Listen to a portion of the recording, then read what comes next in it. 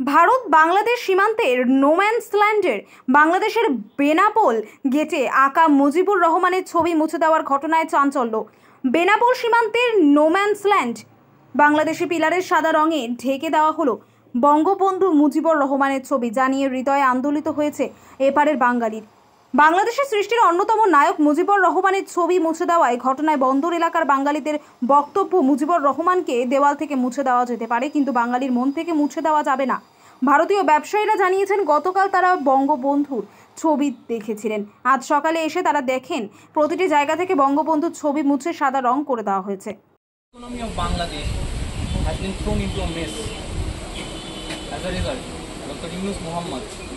কারণ প্রত্যেকটা দেশেরই রাজনৈতিক পালাবদল হয়, সেই হিসাবে এখানেও পালাবদল হচ্ছে।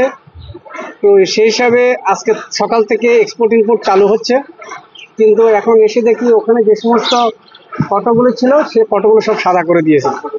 এখানে শেখ হাসিনা ফটো ছিল, শেখ মুজিবুর রহমানের ফটো ছিল, সেগুলো দেখি এখন সব সাদা করে দিয়েছে, রং লাগিয়ে দিয়েছে। কেন দিয়েছে সেটা জানি না, কিন্তু শেখ মুজিবুর রহমান তো জাতির পিতা, তাহলে ওরা কেন এগুলো সাদা করে দিল সেটা তো জানতে পারছি না। তো সেটা তাদের অভ্যন্তরীণ ব্যাপার, সেই ব্যাপারে আমাদের বলার কোনো অবকাশ নেই।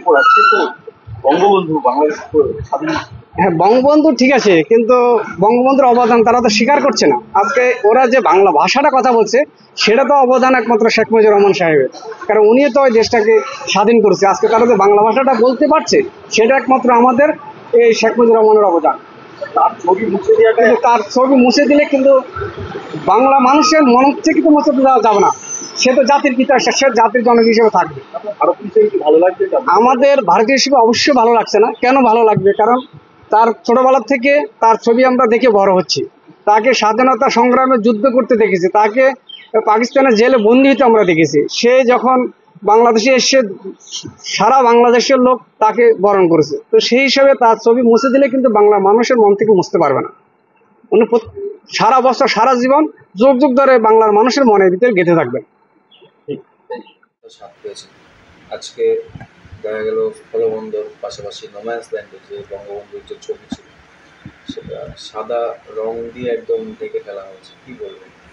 এখন রাজনৈতিক অস্থিরতা বাংলাদেশে যে চলছে, আমরা চোখে খারাপ কিছু দেখিনি, কিন্তু বিভিন্ন সমাজ মাধ্যম, বিভিন্ন চ্যানেল, বিভিন্ন ফেসবুক, এটা বিভিন্নভাবে প্রচার হচ্ছে। আমরা মনে করি কিছুটা ফেক, কিছুটা বাস্তব। যতক্ষণ না চোখে দেখব, নিজস্ব কোনো আমার মাধ্যম থেকে আমি কনফার্ম হব, ততক্ষণ এই ব্যাপারে আমি মন্তব্য কী করে করি। একটা ঠিক যে বাংলাদেশে বঙ্গবন্ধু আমাদের বাংলাদেশে তারা দেশ স্বাধীন করেছিল, তাদের ব্যাপার। এটা সম্পূর্ণ বাংলাদেশ তাদের নাগরিকদের সিদ্ধান্তের ব্যাপার। সেই নাগরিকদের বড় অংশ তাদের মনে হয়েছে তারা পরিবর্তন দরকার, তারা করেছে। এটা তাদের দেশের আভ্যন্তরীণ ব্যাপার।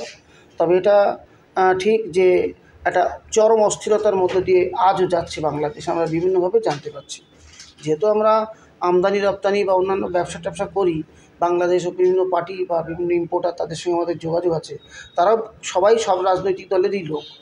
তো এখন রাজনৈতিক দলের লোক হলেও তারা কিন্তু আদতে ব্যবসায়ী, অর্থাৎ তাদের ব্যবসা করার ক্ষেত্রে তারা ব্যালেন্স রেখেই কাজ করবে। এখন বাংলাদেশের যে পরিস্থিতি আছে তাকে মান্যতা দিয়ে তারা কাজ আমাদের সঙ্গে করছে। আর যা ছিল তা কী হয়েছে জানি না, তো আগামী দিনে আশঙ্কা হবে না ভালো কিছু হবে সেটা আমরা এই মুহূর্তে বলতে পারবো না। সেটা আমাদের দেশের যারা বড় নেতা আছে বা প্রশাসন আছে তারা চিন্তাভাবনা করবে।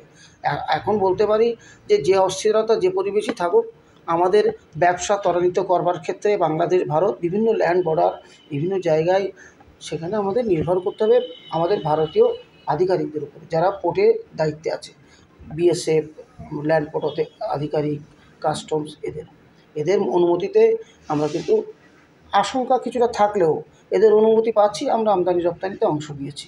তবে এটা ঠিক যে বাংলাদেশে একটা অস্বস্তি আছে।